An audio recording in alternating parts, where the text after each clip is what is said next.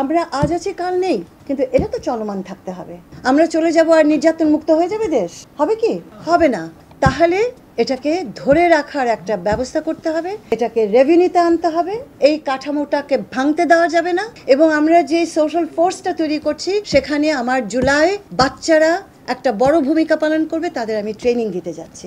এবং সেই প্রশিক্ষণটা হবে 3 রকমের। তাদের সোশ্যাল অ্যানালিসিস করার ক্ষমতা থাকতে হবে, gender analysis and social analysis করার ক্ষমতা থাকতে হবে, আত্মরক্ষার শক্তি তাদের থাকতে হবে, এবং এই কাজটা করার জন্য যে টেকনিক্যাল নলেজটা তাদের লাগবে সেই টেকনিক্যাল নলেজটা আমার তাদেরকে দিতে হবে।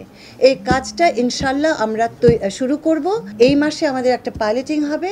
এবং আমি শেষ কথা যেটা বলতে চাই, আমাদের জুলাই 36কে উৎসর্গ করে আমরা এটা করতে চাই। কারণ যেই বৈষম্যহীনতার কথা তারা বলেছিল, বাচ্চারা প্রাণ দিয়েছিল, আমার 135টা শিশু মারা গেছে এই জুলাই আন্দোলনে, শহীদ হয়েছে। আমার 11টি কন্যা শহীদ হয়েছে।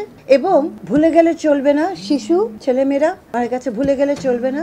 ওরা একটা বৈষম্যহীন জায়গা চেয়েছে যেখানে তারা বাঁচার মতো বাঁচতে পারবে। তো এখন আমরা সেই বৈষম্যহীন সুন্দর সমাজের প্রতি উৎসর্গ করছি আমাদের এই প্রয়াসটা।